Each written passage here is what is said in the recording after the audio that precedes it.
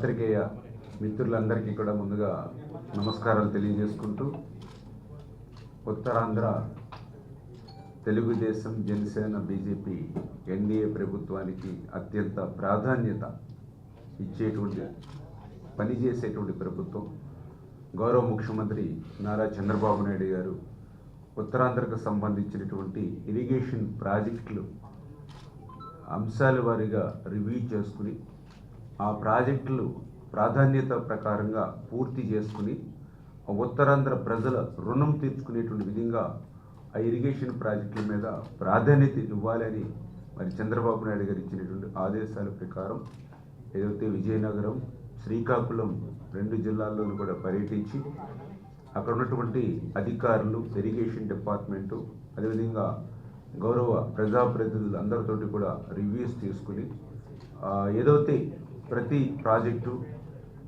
ఇండివిజువల్కి కూడా inspection and review చేసుకుని మరి ఒక నోట్ ప్రిపేర్ చేసి ముఖ్యమంత్రి గారి దృష్టిలో పెట్టి ఉత్తరాంధ్రకి ఒక ఉజ్వలమైనటువంటి భవిష్యత్తు ఉండేటువంటి విధంగా ఆ యొక్క సాగునీటి సంఘాన్ని అభివృద్ధి చేయాలనే సంకల్పంతో మరి ఈ యొక్క ప్రభుత్వం పనిచేస్తుందని చెప్పి తెలియజేసుకుంటూ మరి ఏదైతే ఈ యొక్క 2 రోజుల్లో ఈ ఉత్తరాంధ్ర పర్యటనలో నేను చూస్తూ ఉంటే అధికార మార్పిడి అనేది 2 రకాలుగా కనిపించింది.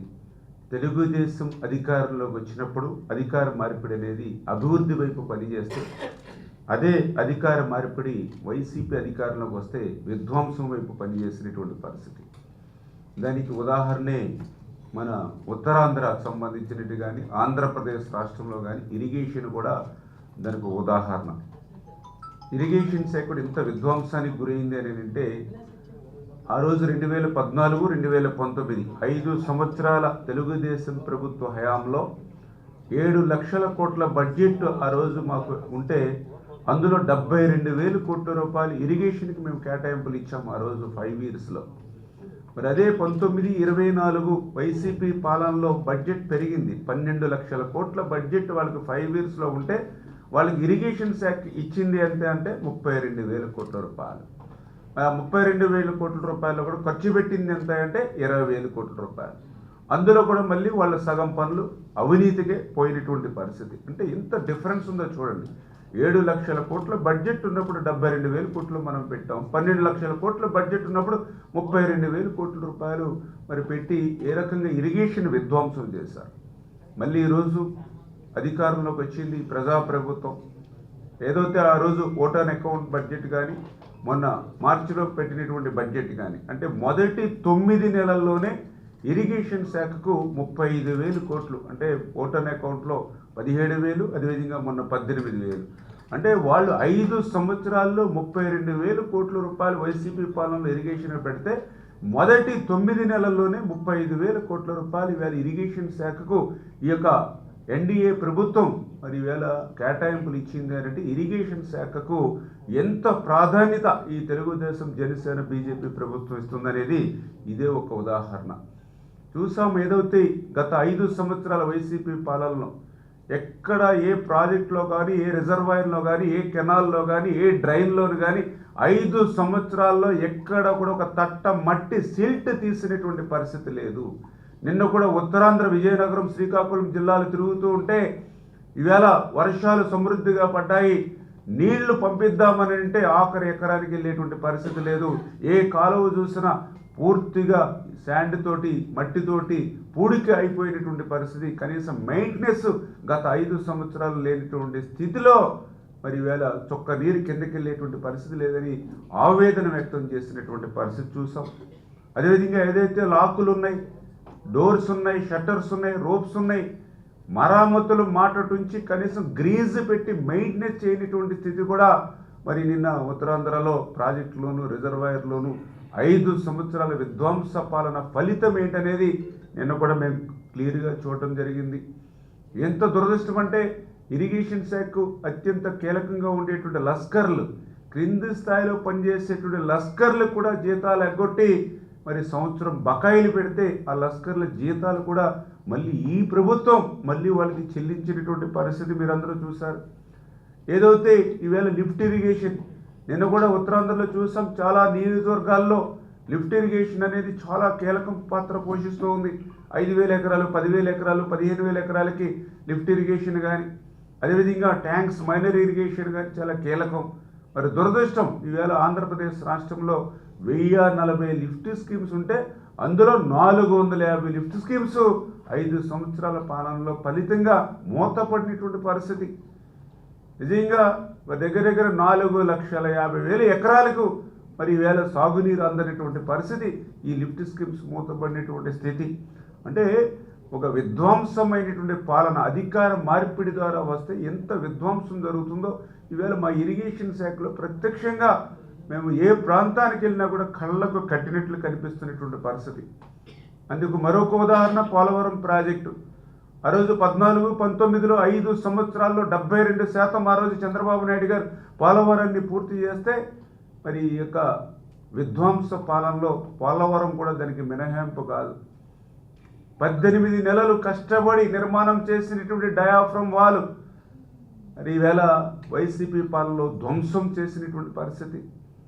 440 కోట్ల రూపాయలతో ఆ రోజు నిర్మాణం చేస్తే మరి ఆ ధ్వంసమైన డయాఫ్రమ్ వాల్ని మళ్ళీ నూతనంగా కొత్త డయాఫ్రమ్ వాల్ ఈవేళ మళ్ళీ 990 కోట్ల రూపాయలతోటి మళ్ళీ కొత్తగా మనం నిర్మాణం చేసుకోవాల్సినటువంటి పరిస్థితి వచ్చింది అని అంటే మరి ఈవేళ జగన్మోహన్ రెడ్డి విధ్వంసానికి నిర్వచనాలు.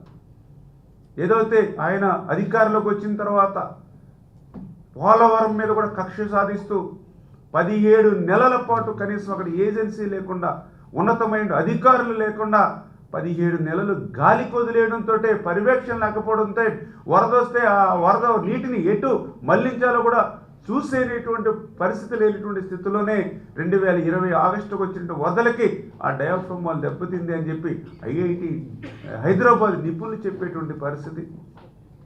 ఏదైతే అదే పోలవరం మన ఆంధ్రప్రదేశ్ రాష్ట్రానికి ఒక వరం, ఆంధ్రప్రదేశ్ రాష్ట్రానికి ఒక జీవనాడి. అటువంటి పోలవరం ప్రాజెక్టు ఎత్తు విషయంలో కూడా, ఎందుకంటే మీ అందరికీ తెలుసు 2019 ఎన్నికలకు ముందు పోలవరం ప్రాజెక్టులో ఎక్కడా కూడా ఫేజ్ 1 అని కానీ ఫేజ్ 2 అని కానీ లేదు. అదేవిధంగా 41.15 మీటర్స్ అని కానీ 45.72 మీటర్స్ కానీ ఎక్కడ కూడా 2019 ఎన్నికలకు ముందు ఎక్కడ కూడా లేదు.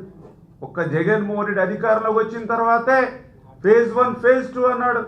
జగన్మోహన్ రెడ్డి అధికారంలోకి వచ్చిన తర్వాతే 41.15 45.72 అని 2 ఫేజుల కింద చేసి పోలవరాన్ని 2 ముక్కలు చేసినటువంటి పరిస్థితి ఆ రోజు జగన్మోహన్ రెడ్డి పాలనది. మరి జగన్మోహన్ రెడ్డి చేసినటువంటి తప్పుల్ని అన్నింటినీ కూడా మళ్ళీ సరిదిద్దుకుంటూ మళ్ళీ ఈరోజు పోలవరాన్ని ఆ డయాఫ్రమ్ వాల్ని రేపు 2025 డిసెంబర్ కల్లా పూర్తి చేసేటువంటి విధంగా ఆ పోలవరం ఎర్త్కమ్ రాక్ఫిల్ డ్యామ్ ఏదైతే 2027 డిసెంబర్కి పోలవరం ప్రాజెక్టు పూర్తి చేసేటువంటి విధంగా గత ప్రభుత్వం చేసినటువంటి తప్పులను సరిదిద్దుకుంటూ మళ్ళీ ఈరోజు చంద్రబాబు నాయుడు గారు పనిచేస్తున్నటువంటి పరిస్థితి. ఈవేళ పోలవరం అంటే ప్రాజెక్టే కాదు, నిర్వాసితులు కూడా ముఖ్యం. మరి అటువంటి నిర్వాసితులకి మరి 5 సంవత్సరాల జగన్మోహన్ రెడ్డి పాలనలో ఏం వరవ పెట్టాడు. మొన్ననే మేము పోలవరం ప్రాజెక్టుకి వెళ్తే అక్కడ నిర్వాసితులు చెప్తున్నారు స్వయంగా, ఆ రోజు 2017లో చంద్రబాబు నాయుడు గారు ముఖ్యమంత్రిగా ఉండగా 800 కోట్ల రూపాయలు నిర్వాసితులకు అందాయి. మళ్ళీ ఈరోజు 2025 జనవరిలో మళ్ళీ 900 కోట్ల రూపాయలు నిర్వాసితులకు అందాయి. ఆ రోజు ముఖ్యమంత్రి చంద్రబాబు నాయుడు, ఈ రోజు ముఖ్యమంత్రి చంద్రబాబు నాయుడు, ఈ 2 సార్లు చంద్రబాబు నాయుడు గారు ముఖ్యమంత్రిగా ఉండగానే నిర్వాసితులకి అకౌంట్లో డబ్బులు పడ్డాయి తప్ప 5 సంవత్సరాల జగన్మోహన్ రెడ్డి పాలనలో ₹1 కూడా నిర్వాసితులకు అందలేదు అని అంటే ప్రాజెక్టు మీద కక్ష సాధించి ఆంధ్రప్రదేశ్ రాష్ట్ర ప్రజలు రైతాంగాన్ని మోసం దగా చేయడమే కాదు, ఆ ప్రాజెక్టు కోసం తమ విలువైనటువంటి భూముల్ని ఆస్తుల్ని త్యాగం చేసినటువంటి నిర్వాసితులను కూడా మోసం దగా చేసినటువంటి జగన్మోహన్ రెడ్డికి పోలవరం గురించి మాట్లాడేటువంటి అర్హత ఎక్కడుందని ప్రశ్నిస్తూ ఉన్నటువంటి స్థితి. ఆ రోజు కూడా మేమందరం కూడా చూసాం అసెంబ్లీలో 2021 జూన్ అన్నాడు, 2021 డిసెంబర్ అన్నాడు, 2022 జూన్ అన్నాడు. 3 సార్లు ముఖ్యమంత్రి అసెంబ్లీలో ప్రాజెక్టును పూర్తి చేస్తామని 3 తేదీలు చెప్పి ఆఖరికి ఆయన ఇరిగేషన్ శాఖ మంత్రి చెప్పాడు. పోలవరం ప్రాజెక్టు ఎవ్వరికీ అర్థం కాదు, ఎందుకంటే నాకే అర్థం కాలేదు కాబట్టి ఇది ఎప్పటికి పూర్తవుతుందో కూడా చెప్పలేమని పోలవరాన్ని ప్రశ్నార్థకం చేసినటువంటి పరిస్థితి. అయ్యా జగన్మోహన్ రెడ్డి గారు 2021 2022 అని 3 తేదీలు ఏదైతే చెప్పారో అప్పటికే 2020 ఆగస్టుకి డయాఫ్రమ్ వాల్ నష్టపోయినటువంటి స్థితి. అంటే డయాఫ్రమ్ వాల్ ఉందో లేదో కూడా తెలియనటువంటి స్థితిలో రాష్ట్ర ముఖ్యమంత్రి, ఏ ప్రాజెక్టుకి డయాఫ్రమ్ వాల్ ఉంటుందో లేదో కూడా తెలియనటువంటి ఇరిగేషన్ శాఖ మంత్రి, ఇటువంటి ముఖ్యమంత్రులు ఇటువంటి మంత్రుల పాలన పాపం ఫలితంగానే మరి ఈరోజు ఇటువంటి దుస్థితి వీటిని అన్నిటి కూడా ఏర్పడినటువంటి పరిస్థితి. దానికి మరొక ఉదాహరణ లెఫ్ట్ కెనాల్. ఇవాళ పోలవరం లెఫ్ట్ కెనాల్ అంటే ఎవరి ప్రయోజనాల కోసం? అది ఉత్తరాంధ్ర ప్రయోజనాల కోసమే పోలవరం లెఫ్ట్ కెనాల్. మరి అటువంటి ఉత్తరాంధ్ర శ్రీకాకుళం, విజయనగరం, విశాఖపట్నం జిల్లా వాసుల దాహార్తిని తీర్చడానికి, విశాఖపట్నం మరి సిటీ ప్రజల దాహార్తిని తీర్చడానికి, విశాఖపట్నం స్టీల్ ప్లాంట్కి మరి నీటి అవసరాలు తీర్చడానికి, భవిష్యత్తులో విశాఖపట్నంలో వచ్చేటువంటి పరిశ్రమలకి మరి నీరు అందించేటువంటి విధంగా ఏదైతే పోలవరం లెఫ్ట్ కెనాల్ మరి డిజైన్ చేస్తే నేను అడుగుతూ ఉన్నా, నీ 5 సంవత్సరాల పాలనలో, నీ 2019 2024 5 సంవత్సరాల పాలనలో ఆ పోలవరం లెఫ్ట్ కెనాల్కి సంబంధించి ఎక్కడైనా ఒక తట్ట మట్టి కానీ, ఒక అర్బస్తా సిమెంట్ కానీ, ₹1 కానీ మీరు ఖర్చు పెట్టారా? మరి ఏదైతే ఆ లెఫ్ట్ కెనాల్ పనులు పూర్తి కాకుండా ఉత్తరాంధ్ర సుజల స్రవంతికి నీరు ఎట్లా వస్తుంది? అంటే ఏ రకంగా అయితే ప్రతి విషయంలోనూ కూడా ఎంత మోసం దగా ఉత్తరాంధ్రను కూడా. మళ్ళీ ఈరోజు మీ ఆశీర్వాదంతో ప్రజాప్రభుత్వం అధికారంలోకి వచ్చింది. ఏదైతే వచ్చినటువంటి 9 నెలల మాసంలోనే ఆ లెఫ్ట్ కెనాల్కి సంబంధించి 1200 కోట్ల రూపాయలు నిధులు కేటాయించడమే కాదు, టెండర్లు పిలిచి వర్క్ ఆర్డర్లు ఇచ్చి ఆల్రెడీ పనుల్ని శరవేగంగా యుద్ధ ప్రాతిపదిక మీద పనులు చేస్తూ ఉన్నాం. 2025 జూన్ అంటే ఈ సంవత్సరమే.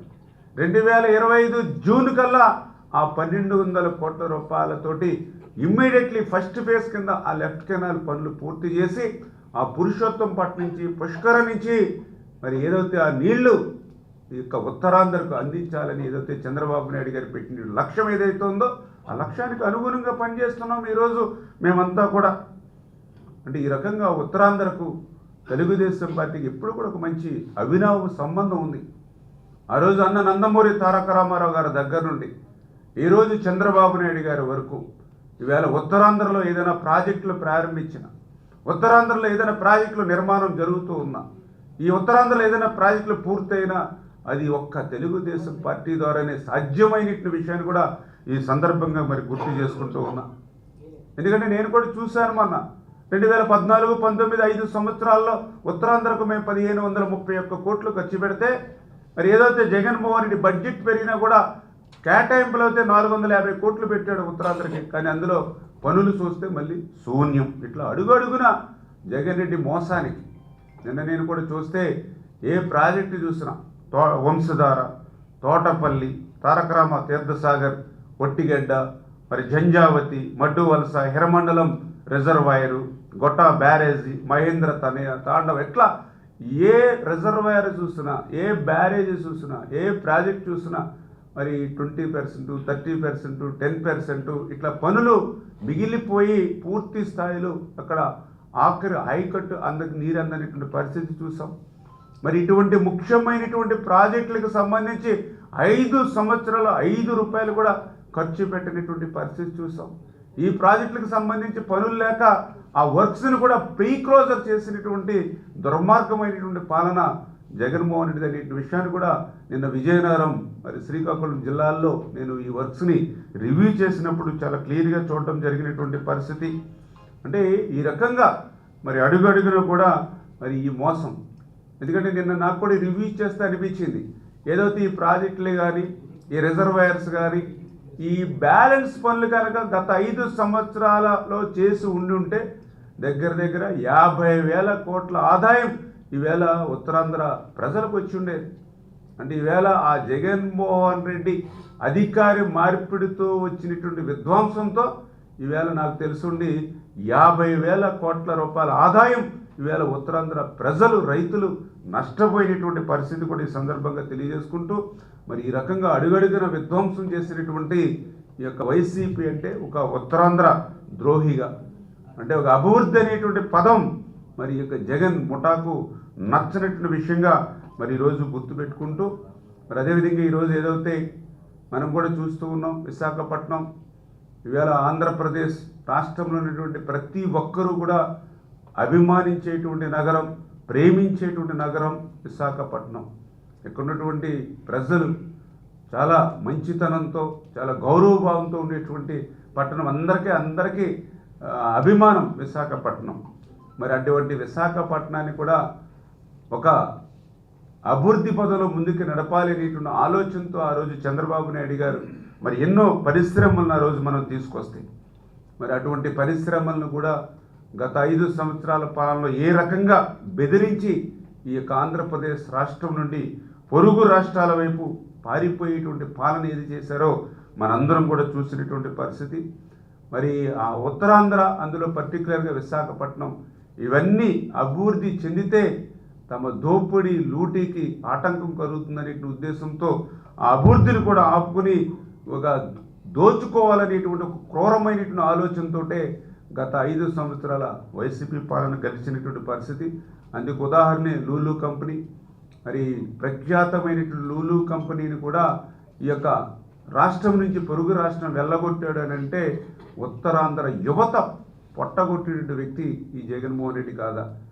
మళ్ళీ ఈరోజు మరి చంద్రబాబు నాయుడు గారు, లోకేష్ గారి యొక్క కృషితో మళ్ళీ ఆ లూలు కంపెనీని కూడా మళ్ళీ ఈ ప్రభుత్వం ఈరోజు వెనక్కి తీసుకొచ్చి మళ్ళీ పెద్ద ఎత్తున యువతకి ఉపాధి అవకాశాలు కల్పించేటువంటి విధంగా ఈ ప్రభుత్వం పనిచేయడం కానీ, అదేవిధంగా ఏదైతే విశాఖ ఋషికొండ మరి ఐటీ సెజ్ ఏదైతే ఉందో, మరి ఐటీ సెజ్ నుంచి 14 కంపెనీలు 5 సంవత్సరాల పాలనలో పారిపోయినటువంటి పరిస్థితి. అందులో మీ అందరికీ తెలుసు, ఏదైతే ఫ్రాంక్లిన్ టెంపుల్టన్ కానీ, హెచ్సిఎల్ కానీ, ఐబిఎం కానీ, పెంటెక్స్ కానీ, హెచ్ఎస్బిసి కానీ, ఇట్లా వైసీపీ దాష్టికాలు భరించలేక మరి ఈ యొక్క రాష్ట్రం వదిలి తరలిపోయినటువంటి పరిస్థితిని కూడా ఈ సందర్భంగా గుర్తు చేస్తూ, మరి ఏంటి చేసినటువంటి ఘనకార్యం వల్ల వైజాగ్ అని అంటే ఋషికొండని బోడుగుండు చేసి 500 కోట్ల రూపాయల ప్రజాధనాన్ని తన విలాసవంతమైనటువంటి భవనం, ఒక పక్కన నేషనల్ గ్రీన్ ట్రిబ్యునల్ మరి వారించినా కూడా తన విలాసవంతమైనటువంటి ఒక ప్యాలెస్ని 500 కోట్ల రూపాయల ప్రజాధనంతో, మరి నిన్న కూడా మేము స్టడీ చేస్తే ఆ టైల్స్ అంటే ఆ ఋషికొండ భవనంలో విలాసవంతమైన భవనం టైల్స్ చూస్తే చదరపు అడుగు 26,000 రూపాయలు పెట్టి మరి ఆ టైల్స్ నిర్మాణం జరిగింది అని అంటే, నేను ఒక బాత్రూమ్ చూస్తూ ఉంటే 1000 చదరపు అడుగులు. అంటే పేదవాడికేమో సెంటు భూమి ఇచ్చావు, పేదవాడికి 300 అడుగు కూడా ఇల్లు ఇవ్వలేదు. కానీ నీ నిర్మాణం చేసుకునేటువంటి విలాసవంతమైన భవనంలో మాత్రం 1000 చదరపు అడుగులతోటి, అంటే 3 పేదవాళ్ళ ఇల్లు కలిపితే మరి 1000 చదరపు అడుగులతో ఒక బాత్రూమ్ని నిర్మాణం చేసుకునేటువంటి స్థాయిలో అంత విలాసవంతమైనటువంటి భవనాన్ని ఈరోజు జగన్మోహన్ రెడ్డి నిర్మాణం చేసుకునేటువంటి పరిస్థితి చూస్తూ ఉంటే, అంటే ఏ రకంగా వీళ్ళు దోపిడీ, వీళ్ళు లూటీ జరుగుతుంది అనేటువంటి విధంగా మనందరికి కూడా అర్థమైనటువంటి పరిస్థితి. నిజంగా ఏదైతే ఆ ఋషికొండకి మరి జగన్మోహన్ రెడ్డి వెచ్చించినటువంటి ఆ సొమ్మని పేదవాళ్ళకు వినియోగిస్తే దగ్గర 25,000 మందికి మరి ఇల్లు నిర్మాణం చేసి ఇచ్చేటువంటి పరిస్థితి ఉంటుంది. అంటే 25,000 మంది పేదల ఇల్లు నిర్మాణానికి సరిపడేంత సొమ్ము ఈవేళ ఒక్క ఋషికొండకి నువ్వు ఖర్చు పెట్టి ఈవేళ ప్రజాధనాన్ని దుర్వినియోగం చేసావంటే ఇటువంటి వ్యక్తులు రాజకీయాల్లో ఉండడానికి అర్హత ఉందా అనే విషయాన్ని ప్రజలు కూడా ప్రశ్నించవలసిన అవసరం ఉంది. ఇది ఒక్క విషయంలోనే కాదు, ఆ రోజు రంగుల మీద 3,000 కోట్ల రూపాయలు ఆ రోజు జగన్మోహన్ రెడ్డి ఖర్చు పెట్టినటువంటి పరిస్థితి. జగన్మోహన్ రెడ్డి బొమ్మలు వేసుకోవడానికి సర్వే రాళ్ల మీద 700 కోట్ల రూపాయలు ఖర్చు పెట్టినటువంటి పరిస్థితి. ఏదైతే నీ యొక్క అవినీతి పత్రికకి సాక్షికి 500 కోట్ల రూపాయలు ప్రకటన రూపంలో దోచిపెట్టినటువంటి పరిస్థితి. పట్టాదారు పాస్ పుస్తకాల మీద నీ తాత ఆస్తి కాదు, నీ ముత్తాత ఆస్తి కాదు, మా కష్టార్జితం, మా తాత ముత్తాతలు ఇచ్చిన ఆస్తి మీద కూడా, మా పట్టాదారు పుస్తకాల మీద కూడా, మరి మా డాక్యుమెంట్స్ మీద కూడా నీ బొమ్మలు వేసుకుని దానికి కూడా 100 కోట్ల రూపాయలు మరి వీళ్ళ దుర్వినియోగం చేసినటువంటి పరిస్థితి, దుస్థితి. అంటే ఈ రకంగా ప్రజాధనాన్ని విచ్చలవిడిగా దోపిడీ లూటీ చేస్తూ, అందులో కూడా పర్టికులర్గా ఈవేళ విశాఖపట్నం, అదేవిధంగా ఉత్తరాంధ్రకు తీరనటువంటి ద్రోహం, దగా చేసినటువంటి ఈ యొక్క ఉత్తరాంధ్ర దోహి జగన్మోహన్ రెడ్డి అనే విషయాన్ని సందర్భంగా తెలియజేసుకుంటూ, ఎందుకంటే నిన్న మొన్న మళ్ళీ వెళ్ళిపోయే పరిశ్రమ ఉంది. ఎందుకంటే మనం లూలుని మళ్ళీ వెనక్కి తీసుకురావడం కానీ, మొన్న కూడా మీరు చూసారు ఏదైతే ప్రఖ్యాత టీసీఎస్ అంటే ఒక ప్రెస్టీజియస్, మీ అందరికీ తెలుసు, ఒక సాఫ్ట్వేర్ ఎన్నో లక్షలాది మందికి ఉద్యోగ కల్పన చేసేటువంటి ప్రఖ్యాత టీసీఎస్ని మళ్ళీ ఈరోజు విశాఖపట్నాన్ని తీసుకురావాలని చంద్రబాబు నాయుడు గారు, లోకేష్ బాబు గారు కృషి చేసి ఆ టీసీఎస్ డేటా సెంటర్ని మళ్ళీ ఇవాళ విశాఖపట్నాన్ని తీసుకొచ్చి మొదటి విడతగానే 12,000 ఉద్యోగాలు ఈవేళ సాఫ్ట్వేర్ ఉద్యోగాలు కల్పించేటువంటి పరిస్థితిలో ఈవేళ టీసీఎస్ని తీసుకొస్తూ ఉంటే, మరి వాటికి కేటాయించినటువంటి భూముల మీద కూడా ఈరోజు కుట్రపూరితంగా నీ అవినీతి పత్రికలో అవినీతి పదాలతో అచ్చులేయించి మళ్ళీ ప్రజల్ని తప్పుదారి పట్టించాలనేటువంటి విషయంలో కానీ ఖచ్చితంగా ఒకటే చెప్తూ ఉన్నాం. భవిష్యత్తులో ఈ యొక్క విశాఖపట్నం ఉత్తరాంధ్రని ఒక ఐటీ హబ్గా తయారీ, టెక్స్టైల్స్, ఫార్మా ఇట్లా అన్ని రంగాలను కూడా అభివృద్ధి చేసి మళ్ళీ యువతకు ఉద్యోగ ఉపాధి అవకాశాలు కల్పిస్తామని చెప్పి కూడా మీ ద్వారా కూడా తెలియజేసుకుంటూ, మరి అదేవిధంగా ఏదైతే నిన్ననే మనం చూసాం, మరి కాశ్మీర్లో మరి ఉగ్రవాదుల దాడిలో 28 మంది పాల్గాలను చనిపోయినటువంటి స్థితిలో, అందులో మన విశాఖపట్నానికి సంబంధించి కూడా మరి రిటైర్డ్ బ్యాంకు ఉద్యోగి చంద్రమౌళి గారు కూడా మృతి చెందడం చాలా దురదృష్టకరం. మరి ఆయనకి కూడా మా తరఫున కూడా మరి సంతాపాన్ని తెలియజేస్తూ, వారి కుటుంబ సభ్యులకి మరి ధైర్యాన్ని అందిస్తూ, ప్రభుత్వ పరంగా కూడా ఆ కుటుంబానికి ఆదుకోవడానికి మేము కూడా సిద్ధంగా ఉండి ఆ కుటుంబ సభ్యులు కూడా ధైర్యంగా ఉండమని చెప్పేసి కూడా మీ ద్వారా కూడా ఈ సందర్భంగా కోరుతూ ఉన్నాం.